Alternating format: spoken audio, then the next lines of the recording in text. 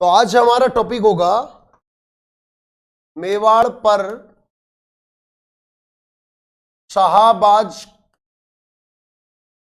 खां का सैन्य अभियान।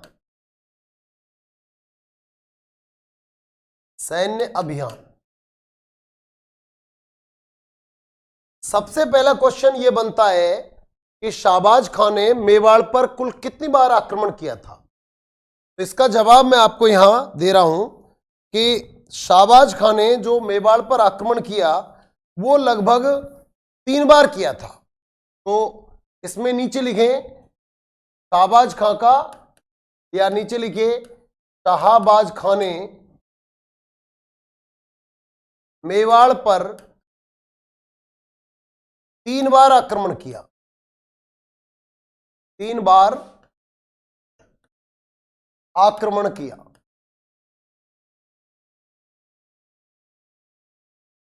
ठीक है, कितने बार आक्रमण किया? 3 बार आक्रमण किया। अब 3 बार यदि आक्रमण किया है तो सवाल ये उठता है कि उसने ये कब कब आक्रमण किया शाहबाज खां ने। तो शाहबाज खां के आक्रमण की आप तिथियां लिखो 15 अक्टूबर 1577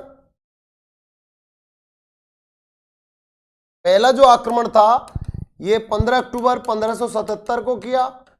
दूसरा आक्रमण लिखे 15 नवंबर 1578 को किया। तीसरा आक्रमण 15 दिसंबर 1579 को किया।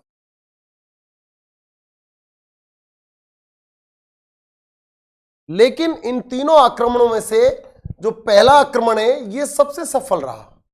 ये सफल आक्रमण था, इसलिए मैंने इसको सफल लिखा। ये असफल आक्रमण था और ये भी असफल आक्रमण रहा।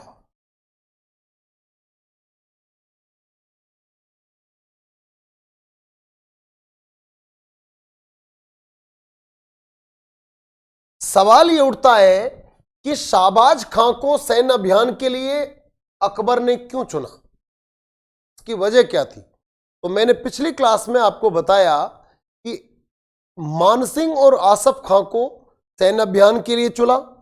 हल्दी घाटी का युद्ध हुआ। अकबर ने मेवाड़ पर आक्रमण किया क्यों? आक्रमण का कारण था कि मेवाड़ को अधीन बनाना, अकबर को जिंदा या मुर्दा पकड़ना। लेकिन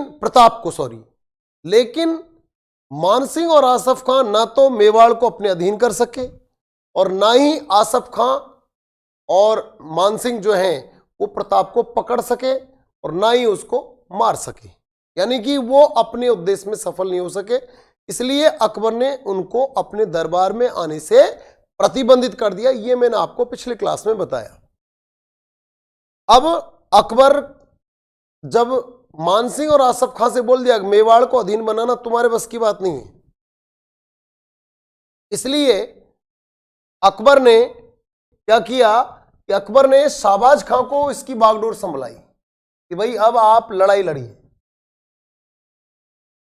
इसलिए यहां पर क्या होता है कि जो शाहबाज खां हैं ये सैन्य अभियान के लिए 3 बार मेवाड़ पर आक्रमण करते हैं। हालांकि ये भी एक बार तो इन्होंने आक्रमण किया। तो सुनिए, हल्दी घाटी के युद्ध में प्रताप कहां चले गए थे।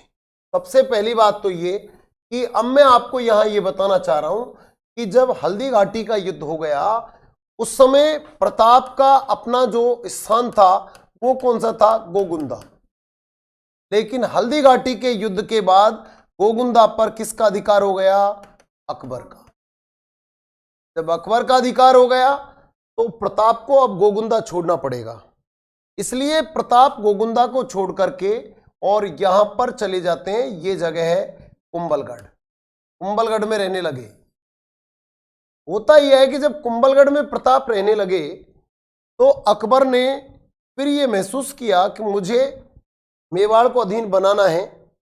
कुछ मेवाड़ियों की तरफ से भी ऐसी हलचलें हुई जिसमें मुगलों को थोड़ा नीचे देखना पड़ रहा था।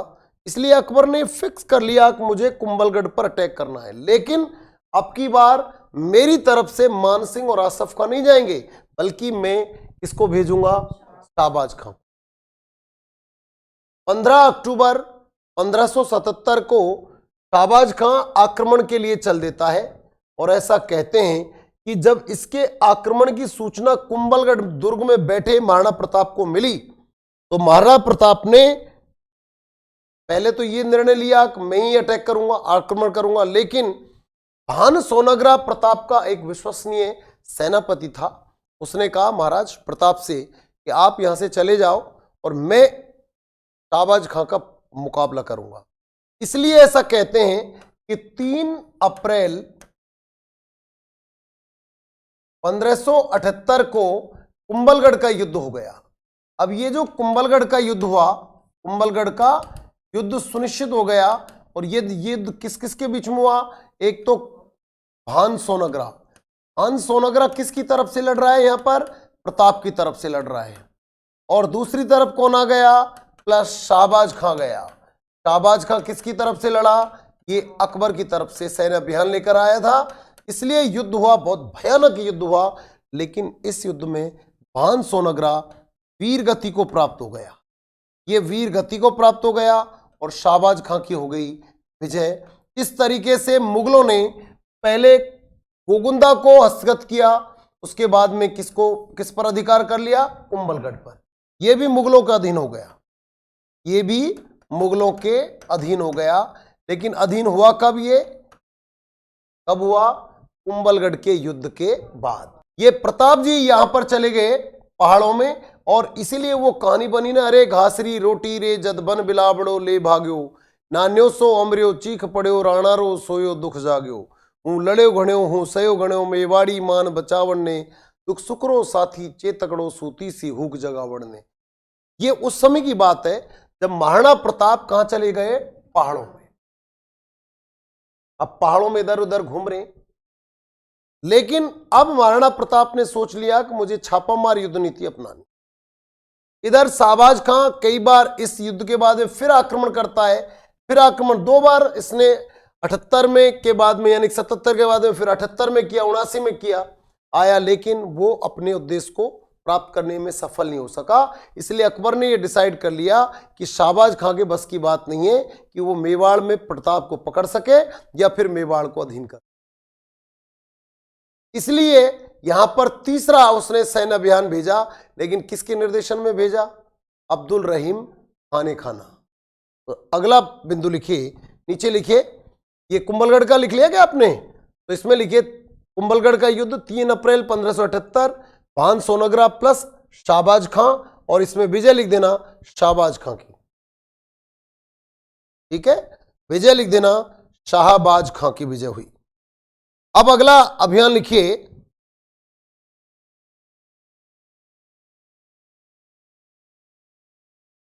ठीक है। तो ये कुंभलगढ़ का जो युद्ध हुआ ये इनके बीच में हुआ। नेक्स्ट पॉइंट लिखिए,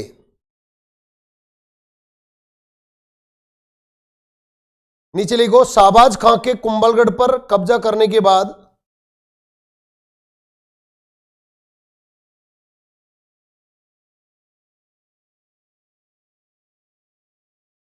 शाहबाज खां के कुंभलगढ़ पर कब्जा करने के बाद प्रताप ईडर की तरफ जा रहे थे। प्रताप ईडर की तरफ जा रहे थे। ये पहाड़ों में जा रहा है ना, मैंने बताया। तो यहां पर क्या है? ईडर। तो प्रताप ईडर की तरफ जा रहे थे। तब ही उनकी मुलाकात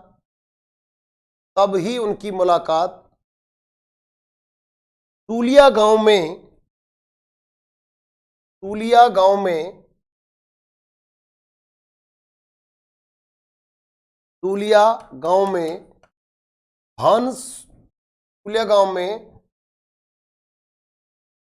भामाशाह से हो गई। भामाशाह से हो गई।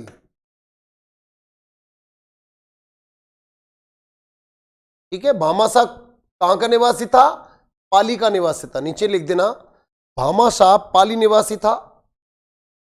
उसने अपनी सारी संपत्ति प्रताप को दान की। उसने अपनी सारी संपत्ति प्रताप को दान की। उसने अपनी सारी संपत्ति प्रताप को दान की। यहां पर प्रताप को दान किस स्थान पर की जा रही है? टूलिया गांव में। इसलिए भामा शाह को मेवाड़ का उद्धारक कहा जाता है। इसलिए भामा शाह को मेवाड़ का उद्धारक कहा जाता है।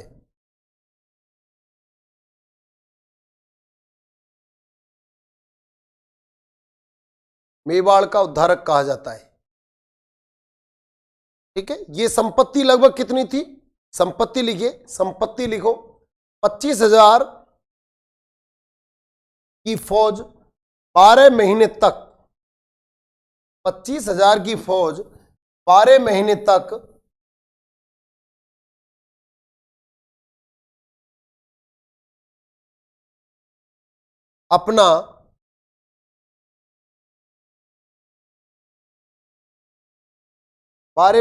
अपना खर्चा चला सकती थी।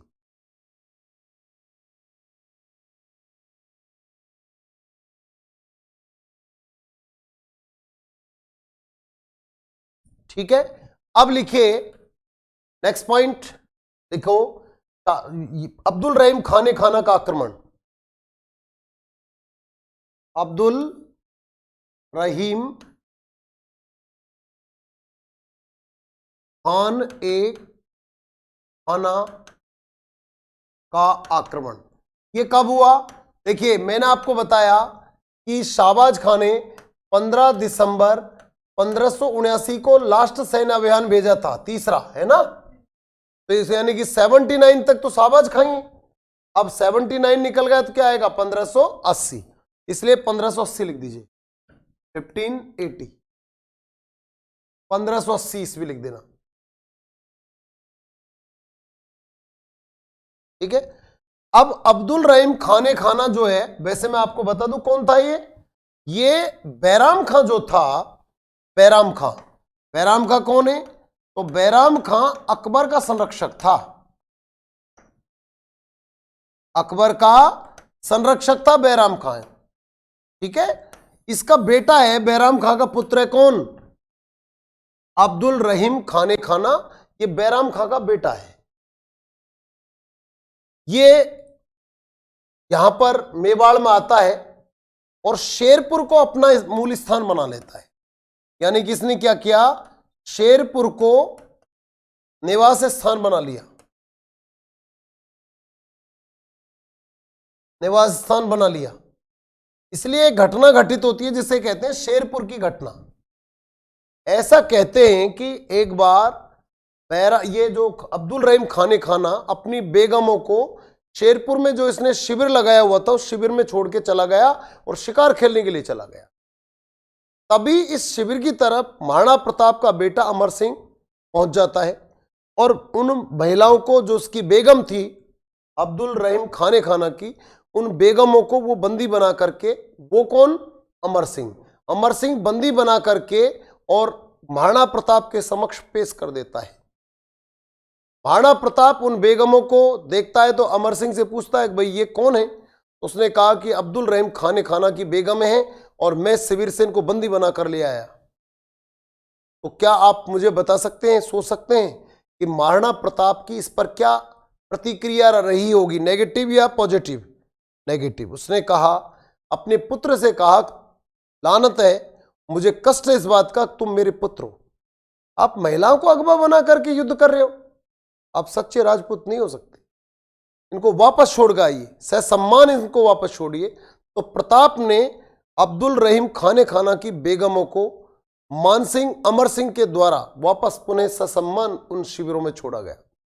और जब अब्दुल रहीम खाने खाना आया और बेगमों ने जब उसके बारे में बताया तो उन्होंने प्रताप की बड़ी भारी प्रशंसा की और प्रशंसा का काम किया उसने। अगर यही काम मुगल करते तो शायद मुझे लगता है कि मुगल उन तमाम बेगमों को, उन रानियों को दास दासी बना लेते, लेकिन ऐसा अकबर ने कदाचित नहीं किया। ये श्रेष्ठता है, ये महाराणा प्रताप की श्रेष्ठता है। ठीक है, तो महाराणा प्रताप, तो इसमें लिखिए शेरपुर की घटना, शेरपुर को निवास स्थान बना लिया। नीचे लिखिए अब्दुल रहीम खान खाना की बेगमों को अमर सिंह ने, अब्दुल रहीम खाने खाना की बेगमों को अमर सिंह ने, अमर सिंह कौन है यहां पर?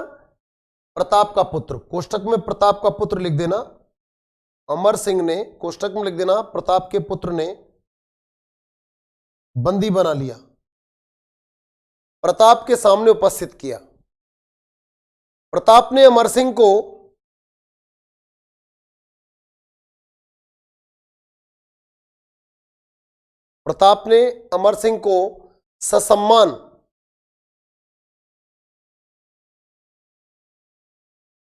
ससम्मान उन्हें शिविर में पहुंचाने का आदेश दिया।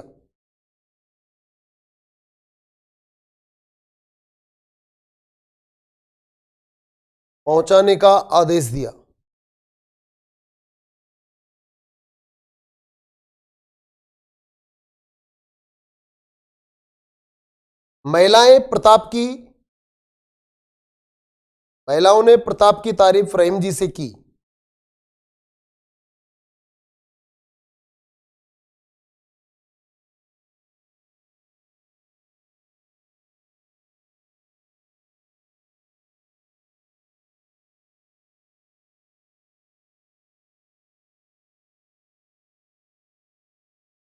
अब लिखिए नेक्स्ट, अगला पॉइंट लिखिए।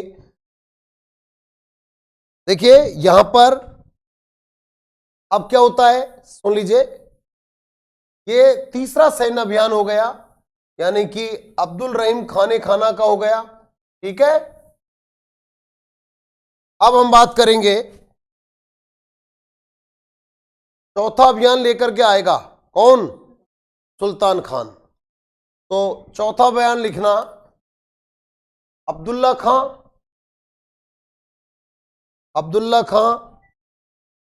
अथवा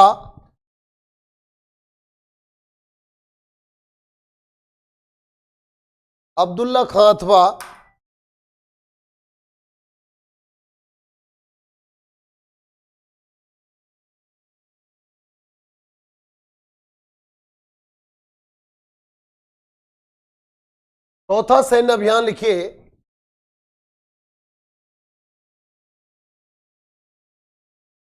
अब्दुल्ला खां। पुस्तक में लिख देना सुल्तान खान का आक्रमण। ठीक है, तो इसमें लिखिए ये कौन था? ये अकबर का काका था। अब इसने को जब भेजा सैन्य अभियान के लिए, तो यहां पर एक युद्ध होता है और उस युद्ध का नाम है दिवेर का युद्ध। तो यहां पर लिखिए दिवेर का युद्ध बराबर कब हुआ? 1582 में, 1582 ईस्वी में हुआ। किस किस के बीच में हुआ? एक तो प्रताप है, एक तरफ तो कौन है? प्रताप।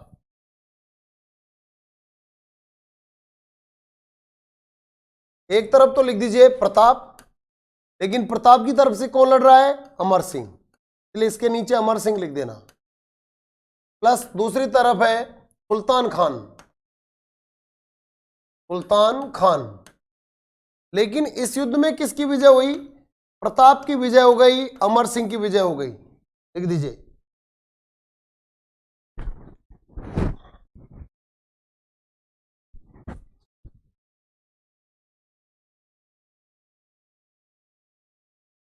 प्रताप की विजय हुई। लेकिन आपको ये याद होगा कि यहां पर अब मैं कुछ बातें आपको बताने वाला हूं। युद्धों के उपनाम क्या है? जैसे हल्दी घाटी का युद्ध है, उसका क्या नाम है? इसको मेवाड़ का मैराथन। नीचे नोट डाल के लिखिए कर्नल जेम्स टोड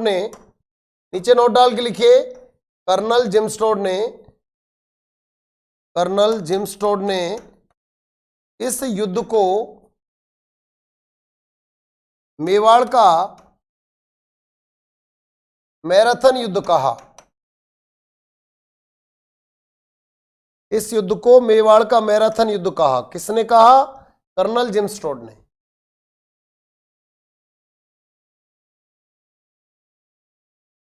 मेवाड़ का मैराथन युद्ध कहा। क्यों कहा मेवाड़ का मैराथन युद्ध?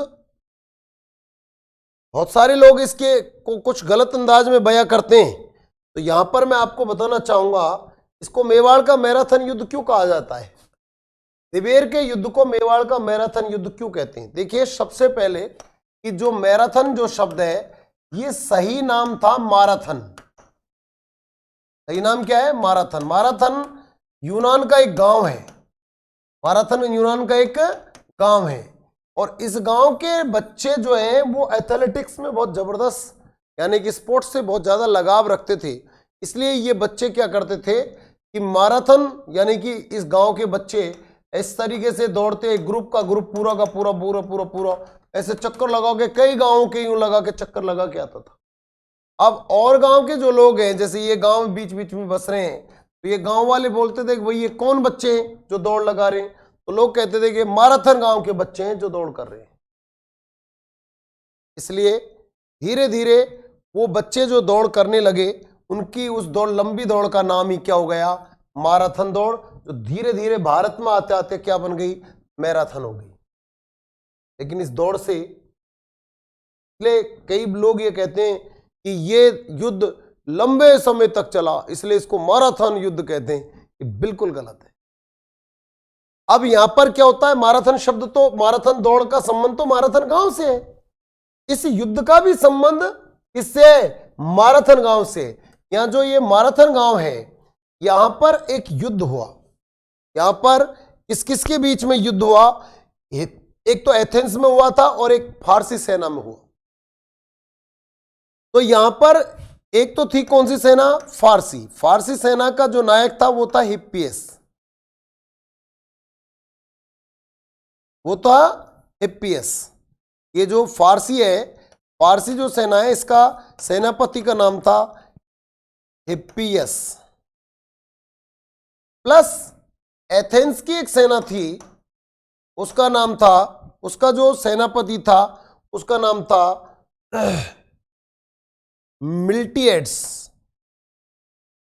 मिल्टिएड्स।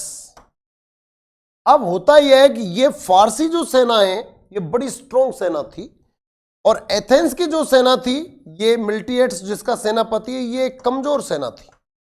इसने, मिल्टिएड्स ने कई राज्यों से जो आस पड़ोस के थे उनसे, स्पार्टा, एथेंस, इनसे कई से मदद मांगी, भाई आप हमें थोड़ी सी मदद दीजिए। लेकिन इनको मदद देने से उन लोगों ने मना कर दिया। और मदद देने से जब मना कर दिया, लेकिन फिर भी युद्ध हुआ और कमाल की बात यह थी कि मिल्टिएड्स को अप्रत्याशित विजय प्राप्त हुई। सिमिलरली कर्नल जेम्स टॉड ये कहते हैं कि जो दिवेर का युद्ध है ये भी दो लोगों के बीच में हुआ। एक हिंदुस्तान का बादशाह है, एक छोटा सा रियासत का राजा है।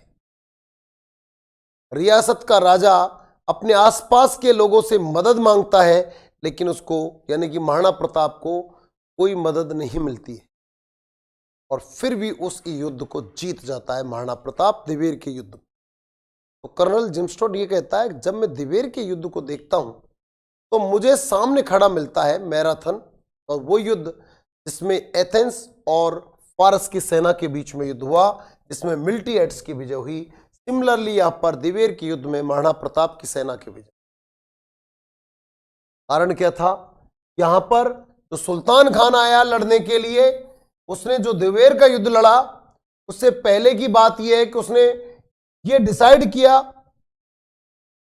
कि मैं मुगल चौकियां बनाऊंगा। उसने 4 मुगल चौकियां बनाई। कौन कौन सी मुगल चौकी बनाई उसने? मुगल चौकी 4 बनाई, जिसको मैं बोलता हूं अक्सर 4D चौकी बनाई। 4D। एक चौकी तो बनाई उसने दिवेर में, एक चौकी बनाई उसने देसूरी में, देसूरी में, एक देबारी में, दिवेर में, देसूरी में, देबारी में, और एक चौकी उसने जो बनाई थी वो बनाई थी देवल में। देवल में। इस तरीके से ये 4 चौकियां उसने बनाई थी सुल्तान खान ने, देवल में, दिवेर में, देबारी में और देसूरी में। ये चौकी बनाई। इसमें से जो दिवेर चौकी थी, ये दिवेर चौकी ये सबसे महत्वपूर्ण थी, सबसे महत्वपूर्ण थी। तो देखिए जब ये दिवेर का युद्ध हुआ, इस दिवेर के युद्ध में, दिवेर के युद्ध को ही तो बोलते हैं मेवाड़ का मैराथन युद्ध, ठीक है। लेकिन जो दिवेर का युद्ध है, इस दिवेर के युद्ध में, जो कि कब होता है 1582 में, इसमें इस चौकी ने तो महत्वपूर्ण रूप से भाग लिया, साथ में देसूर, देवारी, इन चौकियों ने भाग लिया। लेकिन महाराणा प्रताप यहां छापामार युद्ध प्रणाली अपना लेता है, इन चौकियों को तबाह कर देता है। इस युद्ध को जी छापामार युद्ध प्रणाली में क्या है, जैसे इस चौकी में जो सैनिक रह रहे हैं तो ये छोटी है, तो अकबर की, प्रताप की सेना जो पहाड़ में से उतरती है और फट से इन सैनिकों से लड़ती है, बुरी तरीके से इनको परास्त कर देती है, मार देती है, और इनके हथियार को, गोला बारूद जो भी इनके पास है, खींच करके ले जाते हैं पहाड़। तो अब धीरे धीरे इनका जो सिस्टम था उसको अडॉप्ट करने लग गया महाराणा प्रताप का सिस्टम, यानी कि उसको वो हड़पने लग गया छापामार से। और ये स्ट्रॉन्ग, महाराणा प्रताप के सैनिक तो स्ट्रॉन्ग बनते जा रहे थे और अकबर के सिपाही कमजोर होते जा रहे, इसलिए इस युद्ध को इसने जीत लिया। इसलिए इस युद्ध को मेवाड़ का क्या कहा जाता है, मैराथन युद्ध कहा जाता है, ठीक है। लेकिन इसी के साथ में जैसे मैं आगे चलता हूं, तो इससे पहले हल्दी घाटी के युद्ध की हम बात करेंगे। हल्दी घाटी का जो युद्ध है उसके क्या अन्य नाम हो सकते हैं। हल्दी घाटी, हल्दी घाटी का युद्ध, देखिए हल्दी घाटी के युद्ध की यदि बात करें तो हल्दी घाटी का जो युद्ध है, ये इसको अलग अलग लोगों ने अलग अलग नाम से पुकारा है। इसके उपनाम क्या है, हल्दी घाटी के युद्ध के उपनाम क्या है, हालांकि ये निकल चुका है, लेकिन यहां पर बता रहा हूं क्योंकि यहां दिवेर के युद्ध को मेवाड़ का मैराथन कहा, तो हल्दी घाटी के युद्ध के क्या उपनाम हो सकते हैं। तो इसमें देखिए लेखक ए, बी और टी, ठीक है, और फिर ए आशीर्वाद, मेन तो ये दो, ये तीन है। ए ने इसको युद्ध को खे का युद्ध कहा, और बी ने इसको गै का युद्ध कहा, और टी ने इसको टी का युद्ध कहा। अब इसका मतलब क्या है, ए का मतलब है अबुल फजल। जो अबुल फजल था उसने इस युद्ध को है का मतलब खमनौर का युद्ध कहा। बी फोर बदायूनी, बदायूनी ने इसे गे फोर गोगुंदा का युद्ध कहा। इसका युद्ध बोल रहे गोगुंदा का युद्ध कहा, गोगुंदा का युद्ध, ये खमनौर का युद्ध कहा। और टी फोर टॉड, टॉड इसको टी फोर थर्मोपली, तो कर्नल जेम्स टॉड इसको मेवाड़ की थर्मोपली कहते हैं। थर्मोपली भी यूनान में एक जगह ही है, थर्मोपली भी यूनान में एक जगह ही है। तो यहां पर भी कुछ इस प्रकार की घटना घटित होती है कि जो मैंने अभी आपको दिवेर के युद्ध के बारे में बात करी थी वो भी यूनान की बात थी। तो थर्मोपली यूनान में एक जगह है, वहां पर भी एक युद्ध हुआ, दो शक्तियों के बीच में हुआ। एक छोटी शक्ति है, एक बड़ी शक्ति है, और छोटी शक्ति ने बड़ी शक्ति का महामुकाबला किया। ठीक उसी प्रकार से हल्दी घाटी के युद्ध में बड़ी शक्ति का मुकाबला महाराणा प्रताप जैसी छोटी शक्ति ने किया और जबरदस्त मुकाबला किया। तो कर्नल जेम्स टॉड ये कहता है कि जब भी मैं हल्दी घाटी के युद्ध को देखता हूं तो मुझे थर्मोपली के युद्ध की याद आ जाती है, इसलिए मैं इसको मेवाड़ की क्या कहूंगा, थर्मोपली कहूंगा, ठीक है। तो ये हल्दी घाटी के युद्ध के उपनाम है। अबुल फजल ने हल्दी घाटी के युद्ध को खमनौर का युद्ध कहा, यानी कि आप तो ऐसे याद रखें, ए का मतलब खे और बी का मतलब गा और टी का मतलब टी। हालांकि एक टॉड ने इसको थर्मोपली कहा, ये तो इजी है, यहां पर बच्चे कंफ्यूज हो जाते हैं, इसलिए मैंने इसका तरीका बना दिया। ए पहले आता है, बी बाद में आता है, खे पहले आता है, के बाद में आता है। तो ए का मतलब खे और बी का मतलब गा, तो इसलिए आप भूलोगे नहीं, ये याद रखें, ठीक है। तो दिवेर का युद्ध होगा, मुगल चौकियां हो गई। नीचे लिख देना, प्रताप ने मुगलों के विरुद्ध छापामार युद्ध प्रणाली को अपनाया। प्रताप ने मुगलों के विरुद्ध छापामार युद्ध प्रणाली को अपनाया।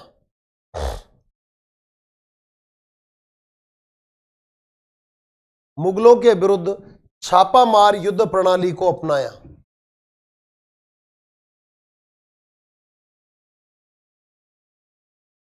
ठीक है, अगला पॉइंट लिखिए, दिवेर के युद्ध में सुल्तान खान मारा गया। दिवेर के युद्ध में सुल्तान खान मारा गया। सुल्तान खान मारा गया। दिवेर के युद्ध में सुल्तान खान मारा गया। इसलिए अब अगला जो आक्रमण होता है वो होता है, लिखिए, जगन्नाथ कछवा का आक्रमण। अब अकबर ने देखा कि मैंने 4 लोगों को भेजा लेकिन 4 लोग प्रताप को बंदी नहीं बना सके। पहले तो भेजा मैंने आसफ खान मान सिंह को, फिर मैंने 4 सैन्य अभियान भेजे, मतलब मान सिंह और आसफ खां आए। इसके बाद में कौन आया? नंबर 2 पर शाहबाज खां आया। नंबर 3 पर खाने अब्दुल रहीम खाने खान आया। नंबर 4 पर सुल्तान खान आया। अब नंबर 5 पर भेज रहा है वो जगन्नाथ कछवा को। उसने कहा साहब मुझे आप पावर दीजिए, मैं लड़ने के लिए जा रहा हूं। इसलिए लिखिए, मेवाड़ पर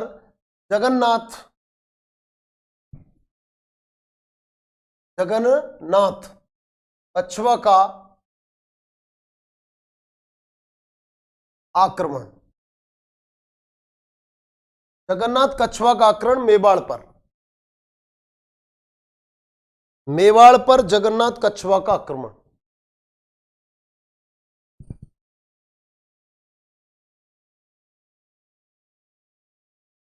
ठीक है, तो यहां पर ध्यान रखें, मेवाड़ पर जगन्नाथ कछवा का आक्रमण यह कब हुआ? 1585। और इतना जरूर लिख देना, यह मेवाड़ पर अकबर की तरफ से अंतिम आक्रमण था। लिख देना, यह है अकबर की तरफ से मेवाड़ पर अंतिम आक्रमण हुआ। मेवाड़ पर अंतिम आक्रमण हुआ।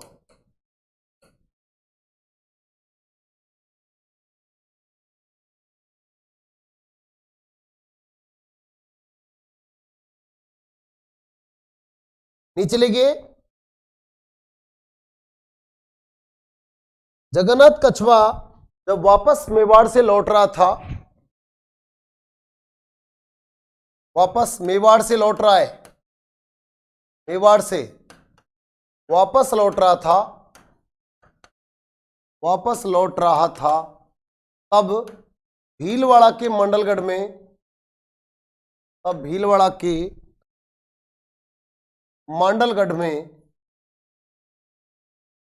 मंडलगढ़ में उसकी मृत्यु हो गई। किसकी मृत्यु हो गई? जगन्नाथ कछवा की, उसकी मृत्यु हो गई। अतः जगन्नाथ कछवा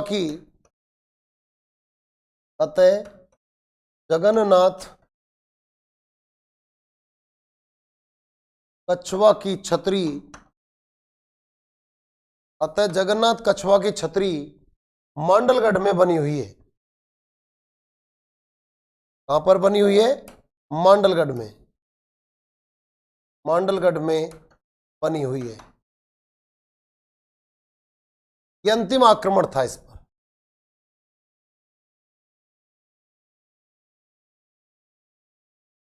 ठीक है, अब इसके बाद में कहते हैं, लिखिए, इसके बाद प्रताप ने चावंड को,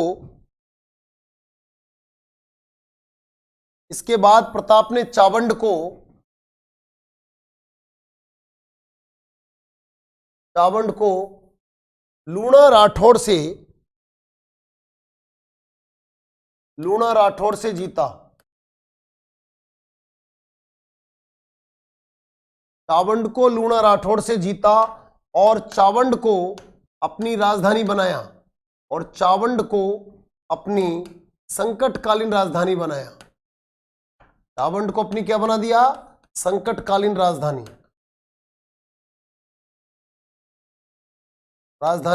बनाया।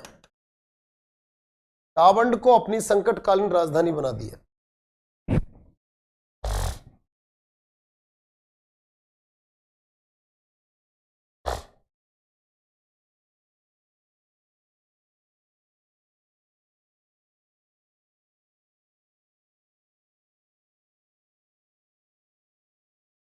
अब लिखिए 19 जनवरी 1597 को प्रताप अपनी धनुष की प्रत्यंचा की, अपने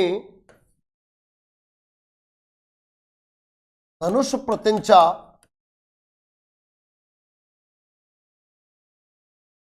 अपनी धनुष प्रत्यंचा की परख कर रहा था।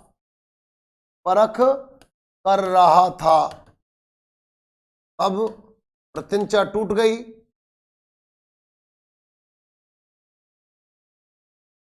अब प्रत्यंचा टूट गई और प्रताप घायल हो गया। प्रताप घायल हो गया और उसकी मृत्यु हो गई। प्रताप घायल हो गया और उसकी मृत्यु हो गई।